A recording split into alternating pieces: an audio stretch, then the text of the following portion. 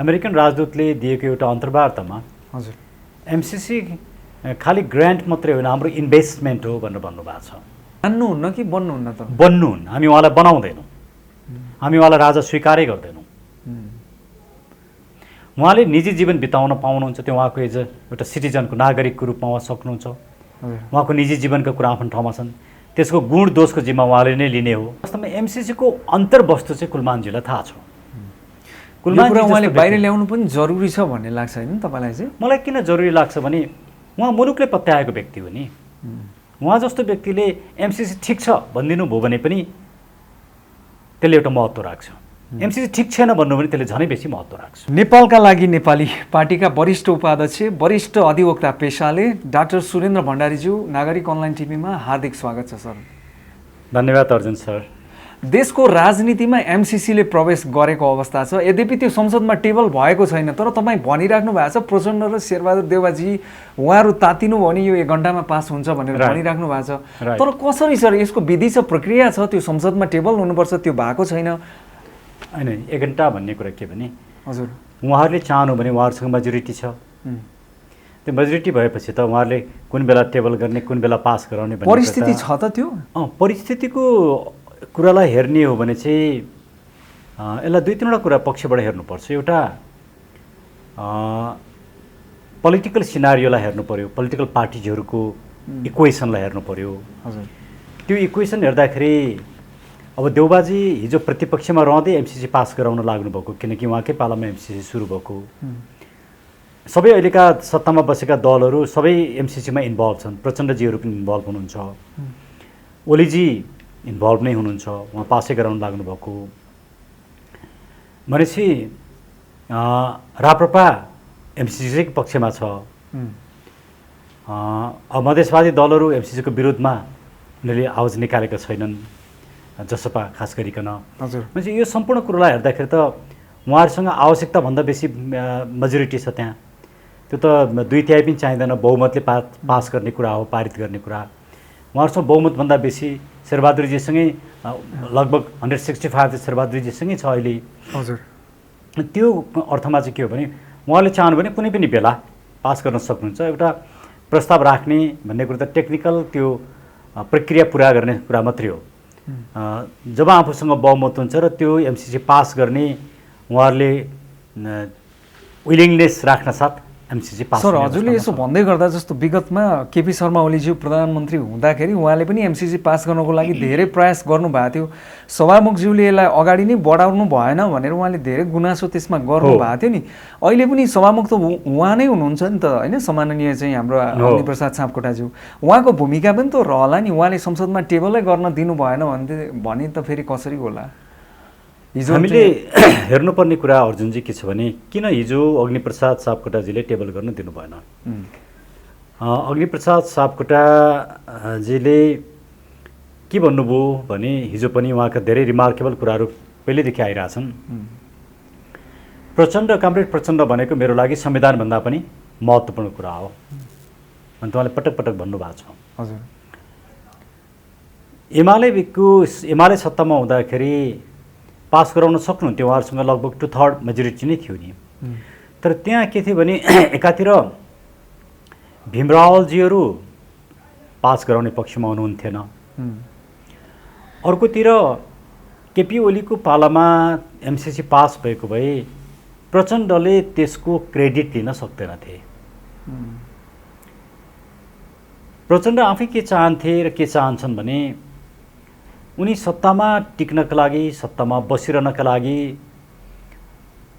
र कुनै न कुनै किसिमले ट्रान्जिसनल जस्टिसबाट आफूले मुक्ति पाउनका लागि अमेरिकन लबीको साथ सपोर्ट हुने चाहन्छन्। त्यो कुरा त उनी अमेरिका जाँदाखेरि र आउँदाखेरि उनले दिएका अभिव्यक्तिहरूबाट पनि प्रष्ट हुन्छ। र यो कन्टेक्स्टमा प्रचण्डजीले आफ्नो क्रेडिट हुँदैन भनेर हिजो सभामुखजीलाई टेबल गर्नको लागि रोक्नुभयो। अब अहिलेको पावर इक्वेसनलाई हेर्दाखेरि शेरबहादुरजी प्रधानमन्त्री भए पनि गभर्मेन्ट र पावरको मुख्य साँचो त प्रचण्डजीसँग छ।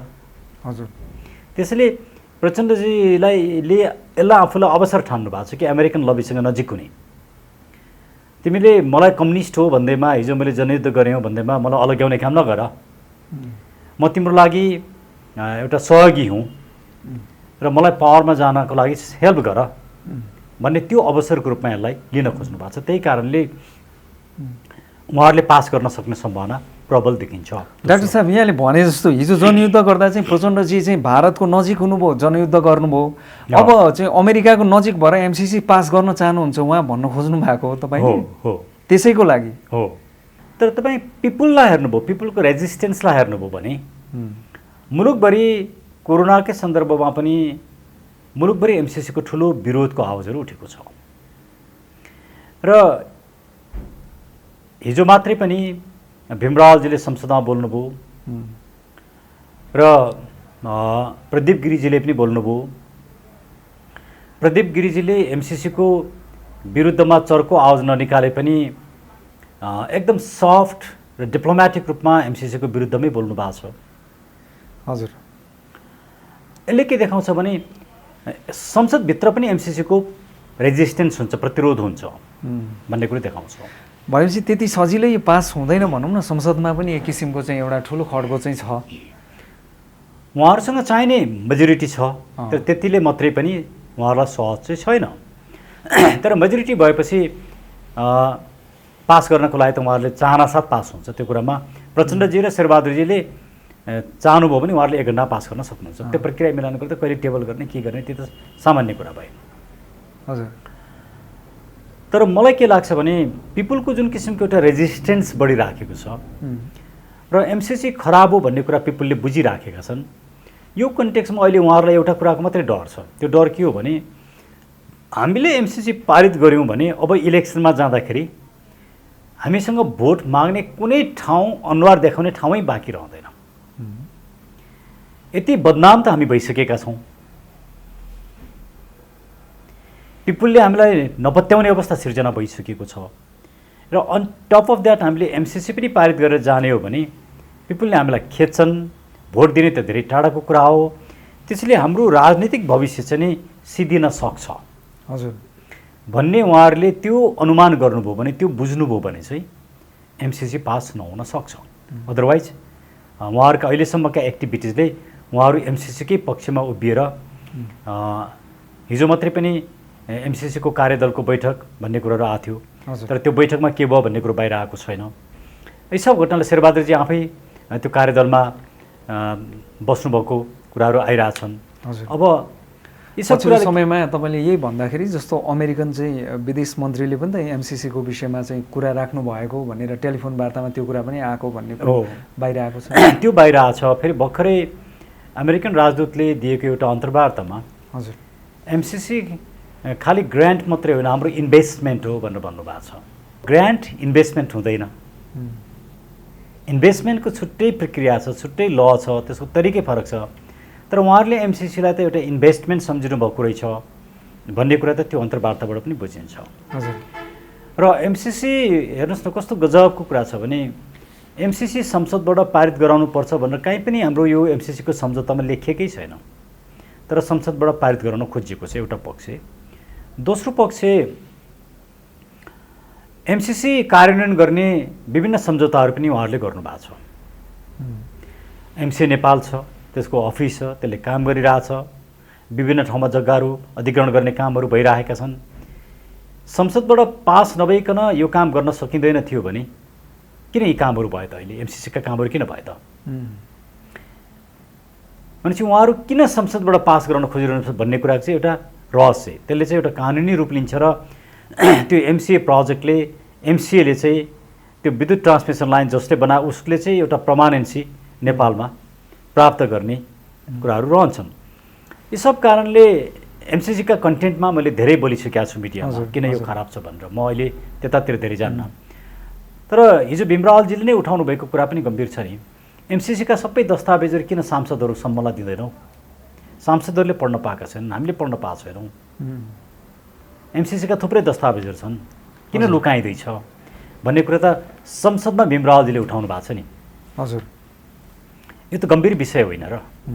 जुन कुरा मैले पटक पटक भनिरहेको थिएँ, एमसिसीका सबै दस्तावेजहरू सार्वजनिक गरिनुपर्छ। पिपुलकामा पुर्याइनुपर्छ, पिपुललाई छलफल गर्न दिनुपर्छ। किन एमसिसी नराम्रो छ भन्ने कुरो पिपुलले बुझ्न पाउनुपर्छ। तर त्यो कुरा त अझै पनि उहाँहरू गरिरहनु भएको छ। हिजो प्रदीप गिरिजीले संसदमा बोल्नुभएको कुरातर्फै लान्छु। उहाँले बहुत मिठो किसिमले शालीन किसिमले कुराहरू उठाउनु भएको छ। उहाँले के भन्नुभयो भने हामीले यस किसिमको सम्झौता अहिलेसम्म कुन कुन देशसँग गरेका छौँ, जुन कुरा मैले विभिन्न ठाउँमा पब्लिकली भाषण गर्दा पनि भनेको थिएँ। हजुर, यस किसिमको सम्झौता अहिलेसम्म नेपालले गरेको छैन। कुनै दुईटा देशसँग ग्रान्टसँग सम्बन्धित सम्झौता संसदमा लगेर पारित गराउने काम भएको छैन। र उहाँले भन्नुभयो भोलि भारतले यो कुरा गर्ला, भोलि युरोपियन युनियनले गर्ला, भोलि चाइनाले गर्ला, भोलि अर्को देशले गर्ला, के अब सबै यस्ता ग्रान्टका कुराहरू अब हामी संसदमा लगेर पास गराएर यही रूपमा वैधानिकता दिन सक्छौँ? उहाँले गम्भीर प्रश्न उठाउनु एकदमै। छोटो बोल्नु भएको छ तर बहुत राम्रो बोल्नु भएको छ। म वास्तवमा म सबै नेपाली दाजुभाइ दिदीबहिनीहरूलाई प्रदीप गिरिजीले हिजो संसदमा बोल्नुभएको विषयलाई पुनः हेरिदिनुहोस् भन्ने पनि म चाहन्छु। मैले किन यति जोड दिएर भनेको भने यो सम्झौताको एउटा साह्रै घातक पक्ष के छ भने अस्ति एकजना पहिलाको योजना आयोगको प्रमुख स्वर्णिम वाग्लेजीले एक ठाउँमा बोल्नुभयो कुनै अन्तर्वार्तामै। यो एमसिसी सम्झौता चाहिँ नेपालको संविधान, नेपालको कानुनभन्दा पनि ठुलो हो। नेपालको संविधानलाई यसले र यो बाज्यको खण्डमा एमसिसी नै लागु हुन्छ भन्ने कुरा यहाँ लेखिएको छैन भनेर बोलिदिनु भयो। मैले के अपेक्षा गर्छु भने स्वर्णिम वाग्लेजी भनेको एउटा टप युनिभर्सिटीमा आयो, दुनियाँको राम्रो युनिभर्सिटीमा पढ्नुभएको व्यक्ति हो, मुलुकको प्लानिङ कमिसनको चिफ भएर बस्नुभएको व्यक्ति हो, एउटा राम्रो इकोनोमिस्ट हो। हजुर, उहाँ जस्तो व्यक्तिले यस्तो कुरा, यस्तो गलत कुरा बोलिदिँदाखेरि नागरिकहरूमा भ्रम हुन्छ। एमसिसी र हाम्रो डोमेस्टिक ल बाजेको खण्डमा एमसिसी नै लागु हुन्छ भनेर लेखिसके पछाडि यति प्लेन कुरा, यति स्पष्ट कुरा स्वर्णिम वाग्लेजी जस्तो व्यक्तिले त ठिकसँग पिपुलमा राखिदिनुहुन्न भने आज नागरिकहरूलाई झुक्क्याउने काम कुन तहसम्म भएको रहेछ भन्ने कुरा बुझ्न सकिँदैन र। एकदमै। डोमेस्टिक ल भने के हो? डोमेस्टिक लभित्र कन्स्टिट्युसन पर्छ, पार्लियामेन्टले बनाएका लजहरू, एक्टहरू पर्छन्, रुल्सहरू पर्छन्, पोलिसिजहरू पर्छन्, यी सबै डोमेस्टिक लभित्र पर्छन्। र यी डोमेस्टिक ल भन्दा पनि एमसिसी चाहिँ महत्त्वपूर्ण प्रिभेल गर्छ भनिसके पछाडि त्यो चाहिँ भियना कन्भेन्सन अन इन्टरनेसनल लजको पनि अगेन्स्टमा छ। यो फन्डामेन्टल ल, ट्रिटीले फन्डामेन्टल ललाई ओभरस्टेप गर्न सक्दैन। त यस्तो गम्भीर विषयमा पनि एमसिसीका पक्षधरहरूबाट जुन कुराहरू बाहिर आएका छन्, एउटा तथ्यगत रूपमा दस्तावेजमा भएका कुरालाई पनि लुकाउने गरी, बङ्ग्याउने गरी जसरी आएको छ, यो दुर्भाग्यपूर्ण छ। यसले के प्रश्न जन्माउँछ भने किन एमसिसीको पक्षमा यसरी दस्तावेजमा भएकै कुरालाई बङ्ग्याएर ढाकछुप गरेर बोल्नु पर्यो? के छ त्यस्तो जरुरी? त्यसले यो त $500 मिलियन $55 अरबको कुरा। मैले एनसेलको त्यत्रो मुद्दा गरेका छु, हामी डाक्टर द्वारिकानाथ ढुङ्गेल, सुकिते भट्टराई, म हाम्रो टिमले गरे हो। हामीले 62 अरबभन्दा बेसी सरकारकोलाई राजस्व उठाएका छौँ। अझै एनसेलबाट अझै धेरै उठ्नुपर्ने छ। यस्ता थुप्रै ठुला करदाताहरूको मुद्दा सर्वोच्च अदालतमा छ। धेरै ठुला करदाताहरूले कर तिरेका छैनन्, त्यो उठ्न बाँकी छ। यस्तो कुरातिर चाहिँ सरकारको ध्यान जाँदैन। हजुर। र यो ग्रान्ट आएन भने त मुलुकको सिङ्गो विकास नै अवरुद्ध हुन्छ भन्ने जस्तो किसिमले एउटा हल्का रूपमा मुलुकको अस्मिता, मुलुकको सभरेन इक्वालिटी, सार्वभौम सत्ता, समानता जस्ता कुरालाई हल्का रूपमा लिने जुन काम गरिएको छ, यसले सत्तामा बस्ने सबै दल र नेताहरू, केही बाहेक नेताहरू चाहिँ मुलुकप्रति नै जिम्मेवार रहेन रहेछन्, मुलुकको अस्मिताप्रति नै जिम्मेवार रहेन रहेछन् भन्ने कुरो देखाउँछ। जस्तो अमेरिका ठुलो छ, शक्तिशाली छ, धनी छ, तर सार्वभौम सत्ताको मामलामा अमेरिका र हामी बराबर छौँ। हामी पनि इक्वल्ली सभरेन छौँ, अमेरिका पनि इक्वल्ली सभरेन हो। एउटा सभरेन मुलुकले अर्को सभरेन मुलुकलाई मेरो कानुन लागू गर, मेरो सम्झौता चाहिँ तेरो संविधानभन्दा ठुलो हुन्छ, तेरो डोमेस्टिक लभन्दा ठुलो हुन्छ। आफैमा डेमोक्रेटिक मुलुक पनि हो नि उहाँहरू त, त्यो हिसाबले पनि त्यो एउटा एक्ज्याक्टली। यसबाट के देख्छ भने अमेरिकाको डेमोक्रेसीप्रतिको कमिटमेन्ट के रहेछ। तपाईँले अमेरिकाको डेमोक्रेसीको कुरा गर्दा इन्टरनेसनल ह्युमन राइट्स कन्भेन्सनहरू सही गर्ने क्रममा पनि धेरै कम मात्रै अमेरिकाले सही गरेको छ। हजुर। इभन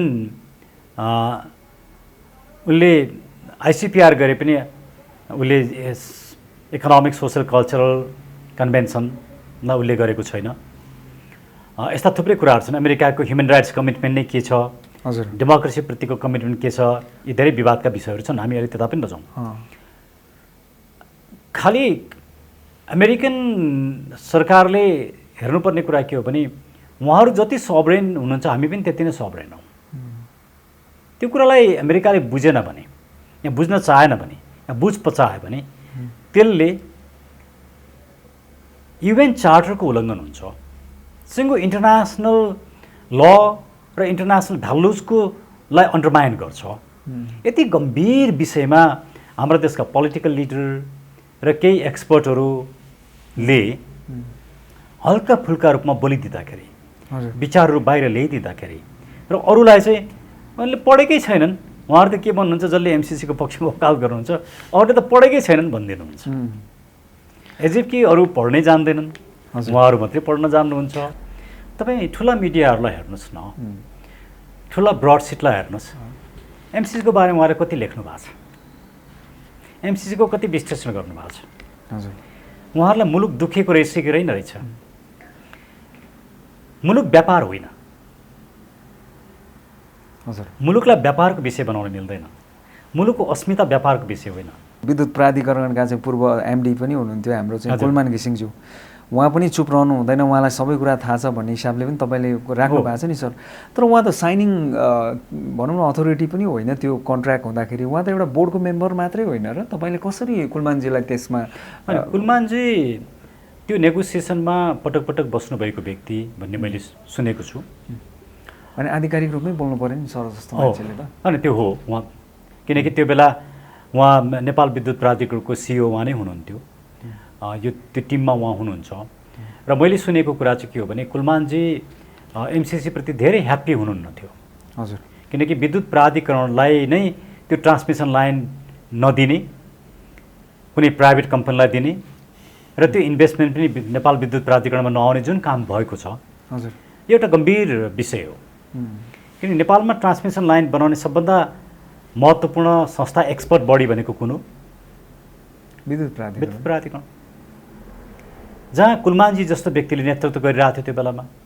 त्यो संस्थालाई अविश्वास गर्नुपर्ने त कुनै कारण थिएन नि, तर अविश्वास गरियो। नेपाल विद्युत प्राधिकरण, अब अर्को कुरा, नेपालमा ट्रान्समिसन लाइन बनाउँदाखेरि त्यसको कस्ट कति छ र अहिले एमसिसी प्रोजेक्टको कस्ट कति छ? अहिले केही एक्सपर्टहरूले भन्न थालेका छन् नेपाल विद्युत प्राधिकरणले बनाउने ट्रान्समिसन लाइनको भन्दा एमसिए नेपालले बनाउने ट्रान्समिसन लाइनको कस्ट चाहिँ धेरै गुणा बेसी छ, महँगो छ भनेर पनि भनिरहेका छन्। हजुर। त्यो भएको कारणले वास्तवमा एमसिसीको अन्तर्वस्तु चाहिँ कुलमानजीलाई थाहा छ। कुलमानजी उहाँले बाहिर ल्याउनु पनि जरुरी छ भन्ने लाग्छ होइन तपाईँलाई चाहिँ? मलाई किन जरुरी लाग्छ भने उहाँ मुलुकले पत्याएको व्यक्ति हो नि। उहाँ जस्तो व्यक्तिले एमसिसी ठिक छ भनिदिनु भयो भने पनि त्यसले एउटा महत्त्व राख्छ। एमसिसी ठिक छैन भन्नु भने त्यसले झनै बेसी महत्त्व राख्छ। एउटा मुलुकले पत्याएको, नागरिकले पत्याएको व्यक्तिले यस्तो एउटा गम्भीर विषयमा जसले मुलुकको भविष्यमाथि धेरै किसिमका प्रश्न चिन्हहरू खडा गर्छ, त्यस्तो अवस्थामा यस्ता व्यक्तिहरूले बोल्नुपर्छ। हजुर। अनि उहाँले मलाई यो विषयमा थाहा छैन भन्नुभयो भने पनि हुन्छ, थाहा छैन भन्नु पर्यो। दुईचोटि ओलीजीले चाहिँ संसद विघटन गर्दा तपाईँ उहाँको पक्षमा लडेर चाहिँ यो ठिक थियो ओलीजीको कदम भनेर तपाईँ चाहिँ बहस गरेको व्यक्ति त हो नि। आज तपाईँले त्यो ठिक भनेको कुरा त बेठिक भयो। मुलुक त अर्को ट्र्याकमा गएको अवस्था छ, स्टेबिलिटी पनि आयो, लोकतन्त्र ट्र्याकमा आयो, प्रतिगमन चाहिँ परास्त भयो भनेपछि तपाईँ त प्रतिगमनको मतियार भएर चाहिँ वकालत गरिराख्नु भएको रहेछ, अदालत धाइराख्नु भएको रहेछ नि सर, होइन? थ्याङ्क यू अर्जुनजी, राम्रो प्रश्न राख्नुभयो। अब सबभन्दा पहिला यहीँबाट सुरु गरौँ। प्रतिगमन भने के? पछाडितिर फर्किने अब सामान्य भाषामा त्यतिले मात्रै पुग्दैन। हजुर। तपाईँ हिँडिरहनु भएको छ,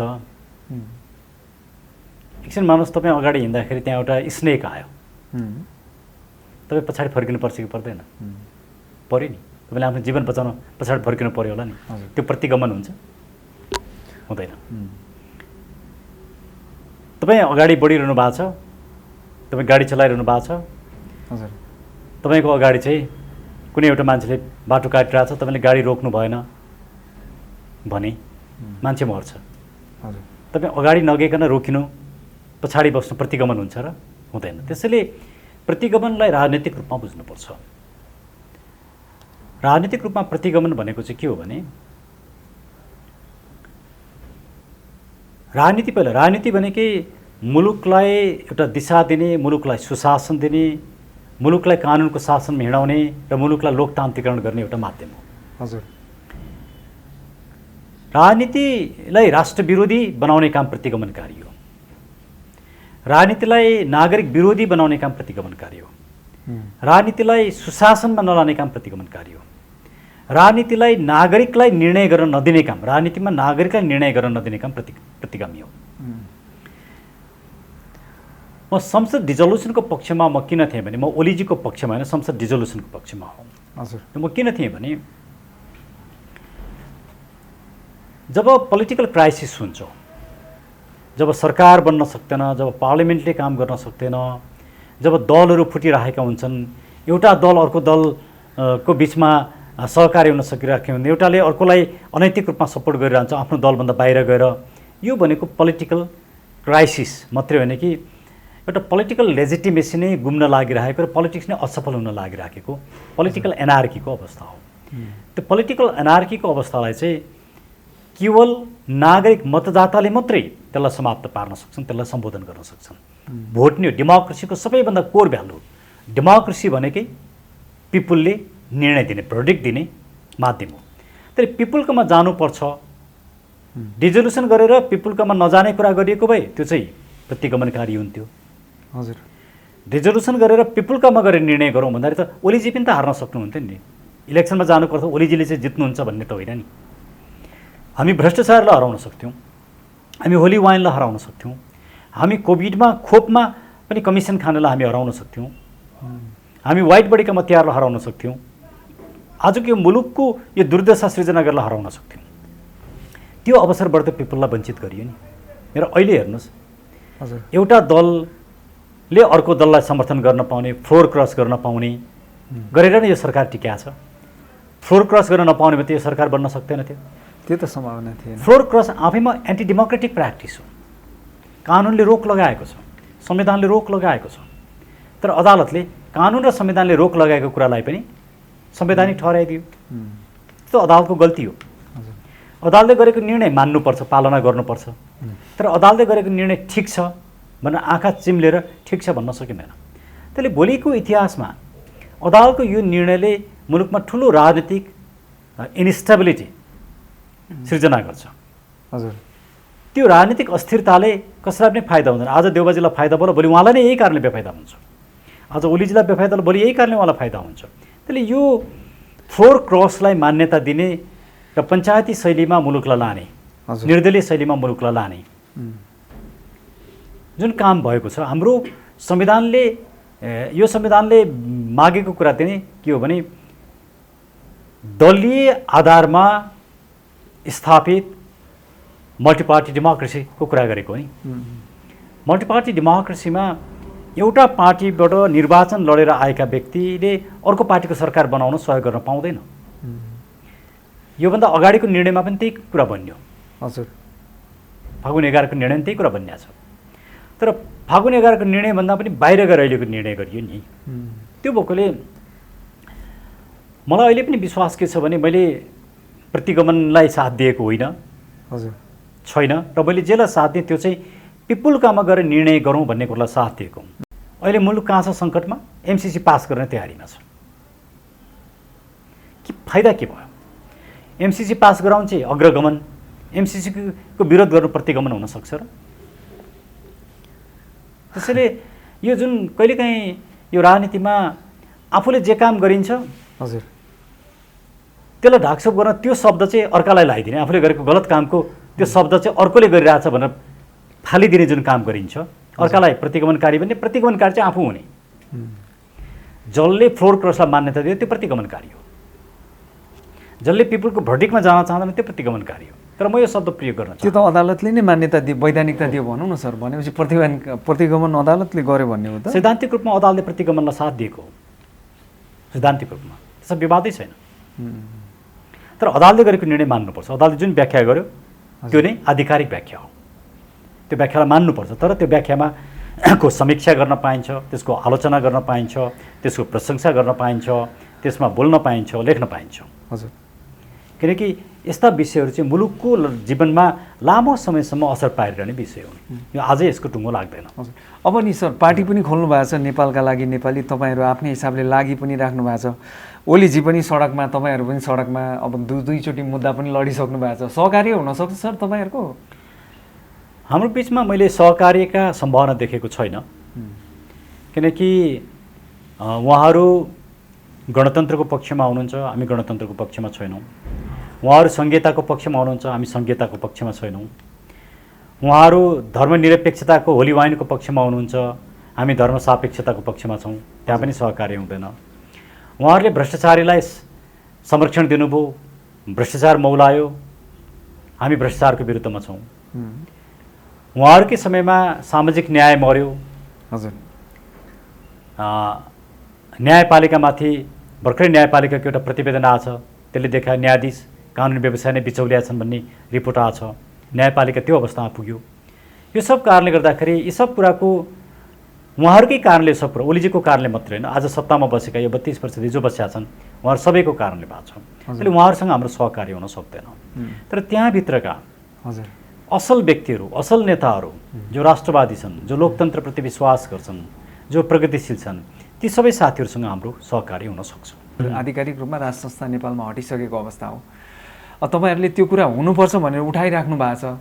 अब भर्खरै मात्र पनि जस्तो पूर्व युवराज पारसको एउटा घटना आयो होइन, उहाँले चाहिँ हेलमेट नलागो, त्यत्रो हिजोको मात्र घटना, सामाजिक सञ्जालको समय छ, त्यो तुरन्तै चाहिँ एकदमै फैलिरहेको छ होइन। अब यस्तो मान्छे चाहिँ त्यसले पनि एउटा बस सिर्जना गरे नि त, राज संस्थाको विषयमा चाहिँ यस्ता मान्छेहरू पनि छन् भन्ने हिसाबले। अब तपाईँहरू त्यही कुरालाई ठिक भनेर लागिराख्नु भएको छ, कसरी जस्टिफाई गर्नुहुन्छ सर? थ्याङ्क यू अर्जुनजी, यहाँले राम्रो प्रश्न राखिदिनु भयो। मलाई लाग्छ मैले यो विषयमा धेरैचोटि बोलिसकेको छु, यहाँकै कार्यक्रममा नै बोले जस्तो बोल्नु भएको छ। आज फेरि सन्दर्भ पऱ्यो कि पारस शाह उहाँले आफैले भन्नुभएको छ, म राजा हुन जन्मेको पनि होइन, मेरो राजा हुने इच्छा पनि छैन, म एउटा सामान्य नागरिक भएर जीवन बिताउँछु भनेर उहाँले भन्नुभएको छ। हजुर। त्यसैले उहाँका गतिविधिको कारणले हामीलाई आक्षेप लाउनुपर्ने कुनै ठाउँै छैन। हामीले पटक पटक भनेका छौँ, हामीले खोजेको राज संस्थामा उहाँ राजा बन्नुहुन्न, त्यो कुरा हामीले प्रष्ट रूपमा भनेका छौँ। मान्नुहुन्न कि बन्नुहुन्न? त बन्नुहुन्न। हामी उहाँलाई बनाउँदैनौँ, हामी उहाँलाई राजा स्वीकारै गर्दैनौँ। उहाँले निजी जीवन बिताउन पाउनुहुन्छ, त्यो उहाँको एज एउटा सिटिजनको नागरिकको रूपमा उहाँ सक्नुहुन्छ। उहाँको निजी जीवनका कुरा आफ्नो ठाउँमा छन्, त्यसको गुण दोषको जिम्मा उहाँले नै लिने हो। तर एउटा राज परिवारको सदस्य भएको कारणले उहाँले जसरी हेलमेट नलगाइकन, एउटा सामान्य नागरिकले हेलमेट नलगाइकन चलाउँदाखेरि पनि ट्राफिकलाई रोक्ने अधिकार छ। बिल्कुल छ। उहाँलाई पनि रोक्ने अधिकार ट्राफिकसँग छ।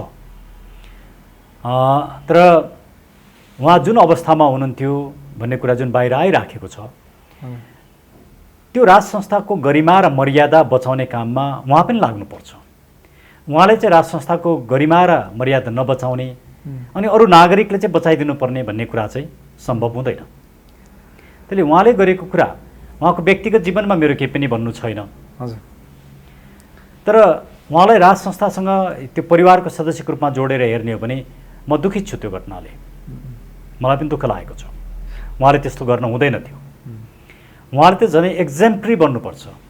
कानुन म मान्छु, म एउटा मर्यादाभित्र बस्छु।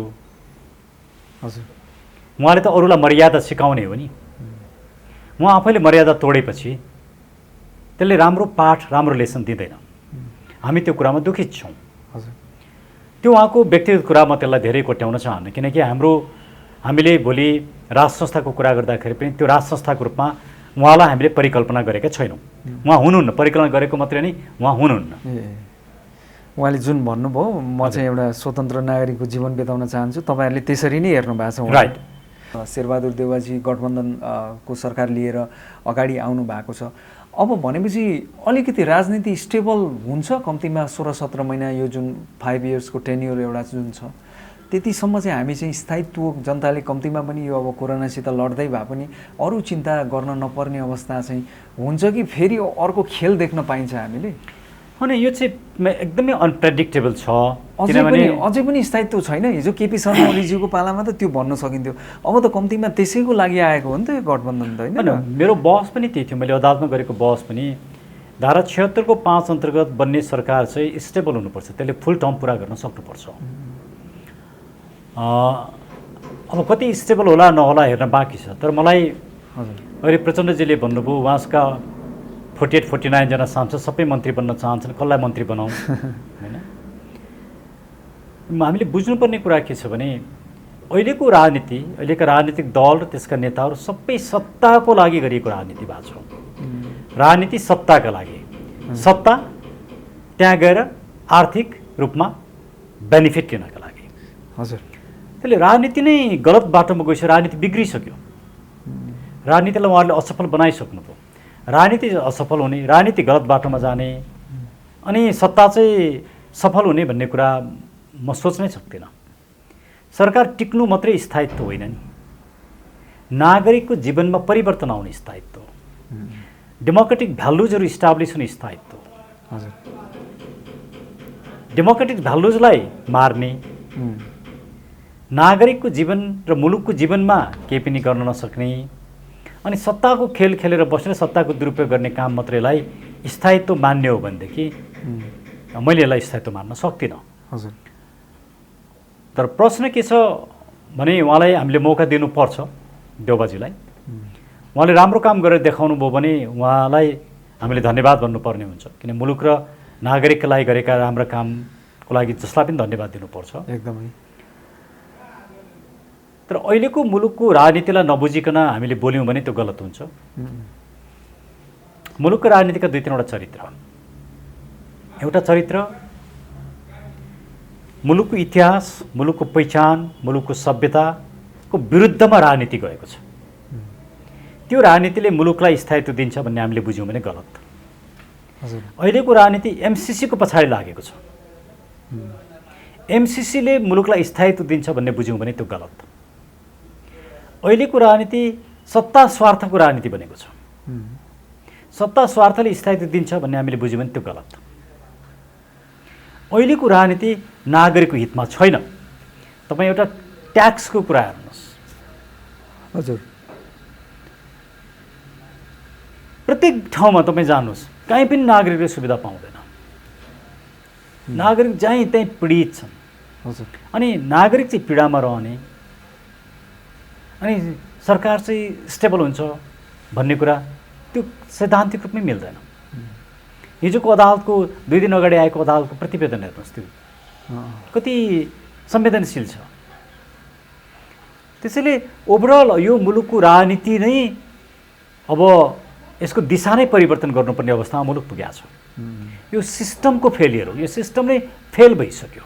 हजुर, यो सिस्टम सर्भाइभ गर्न सक्ने अवस्थामा छैन। यसलाई टाला लगाएर टाल्ने काम, फाटेको ठाउँमा टाला लगाएर टाल्ने काम भएको छ, टालटुल गरेर यो चल्दैन। त्यसले यो सिस्टमलाई नै हामीले ओभरअल गर्नुपर्ने, नयाँ राजनीतिक सिराबाट सोच्नुपर्ने र हामीले जुन एजेन्डा उठाएका छौँ नेपालका लागि, नेपालीले अभियानदेखि आजसम्म हामीले उठाएको एजेन्डा त आज प्रायः सबैले स्वीकार गरिसके नि। एजेन्डाको किसिमले त हामी सफल भइसक्यौँ। खालि त्यो एजेन्डालाई स्थापित गर्नका लागि सत्ता र सरकारको नेतृत्व लिने कुरा मात्रै हो। सर, जस्तो त्यो नेतृत्वको लागि त हामी इलेक्सनमा जान्छौँ, इलेक्सनले देखाउँछ। इलेक्सनमा पिपुलले हाम्रो एजेन्डालाई कति पत्याएको रहेछ रहेन रहेछ। इलेक्सनमा होलीवानलाई पत्याउने कि हामीलाई पत्याउने, इलेक्सनमा भ्रष्टाचारलाई पत्याउने कि हामीलाई पत्याउने, इलेक्सनमा एमसिसीवालालाई पत्याउने कि एमसिसीको विरोधीलाई पत्याउने, पिपुलले निर्णय गर्छ। इलेक्सनमा धर्म विरोधीलाई पत्याउने, धर्म निरपेक्षतावादीलाई पत्याउने कि आफ्नो धर्म, आफ्नो मुलुकको इतिहास र गौरवगाथा रक्षा गरेर पत्याउने। अबको इलेक्सन सधैँको इलेक्सन जस्तो हुँदैन, भनेपछि बिल्कुल फरक, बिल्कुल फरक, किता काट हुन्छ। उहाँहरू सबै अहिलेका सबै राजनीतिक दलहरू एकातिर र हामी एकातिर हुन्छौँ। भनेपछि एउटा ऐतिहासिकै हुँदैछ भन्ने बुझौँ न हामीले। होइन, अब हामीले यसो भन्दाखेरि मानिसहरू हाँस्न सक्छन्, किनकि हामीहरू ठुलो सङ्गठन पनि छैन। हजुर, हामी नयाँ राजनीतिक दल भर्खर आएका, के होला र भन्ने हुनसक्छ। तपाईँ पनि एउटा मतदाता, मेरो तपाईँलाई नै प्रश्न अर्जुनजी, हजुर, तपाईँ कसलाई मत दिनुहुन्छ? यो मुलुक बिगार्नेलाई दिनुहुन्छ कि यो मुलुक बनाउने एजेन्डा लिएर आएको एउटा फ्रेस क्लिन मान्छेलाई दिनुहुन्छ? अब अहिले जनताको चाहिँ रुचाइमा मैले यहाँलाई भोटर बनेको। हजुर, अहिलेको सिस्टममा भएका मेन स्ट्रिममा भएका पोलिटिकल पार्टिजहरूसँग त पक्कै पनि फ्रस्ट्रेसन त छ नि। राइट। त्यही कारणले हामी सानो भए पनि हजुर, हामीले ग्रो गर्ने सम्भावना एकदमै बेसी छ। अहिले मुलुकभरिबाट जसरी हामीसँग नागरिकहरू जोडिन चाहनु भएको छ, हाम्रो सदस्य बन्न चाहनु भएको छ, सङ्गठित हुन चाहनु भएको छ, त्यो लहर र उभार देख्दाखेरि हामी ज्यादै खुसी छौँ र यसले मुलुकलाई एउटा ठोस निष्कर्षमा पुर्याउन मद्दत पुर्याउँछ भन्ने कुरामा हामी आशावादी छौँ। हजुर, त्यसरी मलाई के लाग्छ भने अबको इलेक्सनमा हामी 70 वर्षदेखिका दल, हामीले जे गरे पनि हुन्छ, हामी त काङ्ग्रेस पो त, हामी त कम्युनिस्ट पो त, हामी त एमाले पो त, हामी सूर्य पो त, हामी फलानो पो त, हामी रुख पो त भनेर अब हुँदैन। भनेपछि बुढा पार्टी र शिशु पार्टीको लडाइँ हो अब। त्यही हो। सर, म एउटा प्रसङ्ग यसमा जोडिहालौँ। यहाँले बेला बेला पुराना अन्तर्वार्ताहरू र यहाँले बार बार भनेको पनि म सम्झन्छु, देशको क्राइसिसको समयमा सेना जुन एउटा भरोसा परम्परागत रूपमा रहेको एउटा शक्ति पनि हो, चाहिँ सेनाको चाहिँ पनि भनौँ न एउटा स्टेपको चाहिँ तपाईँले पनि बेला बेला जिकिर गर्नुहुन्छ। हजुर, सेनामा चाहिँ नेतृत्व पनि परिवर्तन हुँदैछ। प्रभुराम शर्माजी ब्राह्मण समुदायबाट पहिलोचोटि सेनाको नेतृत्वमा आउँदै हुनुहुन्छ। ह्यान्डओभर लगभग उहाँको हुँदै नै छ होइन? के सेनाको केही अपेक्षा अझै पनि छन् तपाईँसँग कि अब के भन्नुहुन्छ? अनि एउटा रिचुअल रूपमा म उहाँलाई शुभकामना दिन चाहन्छु, उहाँको कार्यकाल सफल होस् भन्न चाहन्छु। हजुर, सेनाले मुलुक क्राइसिसमा जाँदाखेरि एउटा ठुलो आन्दोलन मुलुकमा भयो, त्यसले सरकारले म्यानेज गर्न सकेन, सरकार असफल भयो भने त्यस्तो अवस्थामा नागरिकको हितमा सेनाले इन्टरभेन्सन गर्ने कुराहरू सोच्न सकिन्छ। तर राजनीतिका प्रत्येक विषयवस्तुमा सेनाले इन्टरभेन्सन गर्ने होइन र नेपाली सेनाले गर्दैन पनि, किनकि नेपाली सेनाको कल्चर कस्तो छ, उसले राजनीतिक विषयमा कहिले पनि हस्तक्षेप गरेको छैन। हजुर, त्यसैले म सेनाको बारेमा एउटा ठुलो मुभमेन्ट भयो मुलुकमा, लाखौँ मानिसहरू ओर्लिए, सरकारले नागरिकलाई दमन गर्ने काम गर्यो भने त्यस्तो अवस्था नागरिकलाई बचाउन सेना आउनुपर्छ भनेर त्यही बेला हामी बनाउँला। अहिले त्यो बेला भएको छैन, तर त्यो भूमिका एउटा हुनसक्छ। हजुर, अर्को भूमिका भनेको के हो भन्दाखेरि मुलुकको रक्षा गर्ने हो, एउटा आस्थाको एउटा केन्द्र। हजुर, यो संस्था चाहिँ क्लिन छ, यो संस्थाले चाहिँ मुलुकको हित गर्छ, नागरिकहरूले विश्वास र भरोसा गर्न सक्छन् भन्ने कुरालाई बचाएर राख्ने हो। मैले त्यही दुईवटा भूमिका देख्छु यो संस्थाको। यो एउटा सम्मानित संस्था हो, यसलाई विवादमा तानिनु हुँदैन, यसलाई राजनीतिकरण गरिनु हुँदैन, व्यापारीकरण पनि गरिनु हुँदैन। हुन्छ सर, अमूल्य समय दिनुभयो। नेपालका लागि नेपाली पार्टीका वरिष्ठ उपाध्यक्ष डाक्टर सुरेन्द्र भण्डारीज्यू धेरै धेरै धन्यवाद छ। यहाँलाई पनि धन्यवाद अर्जुनजी।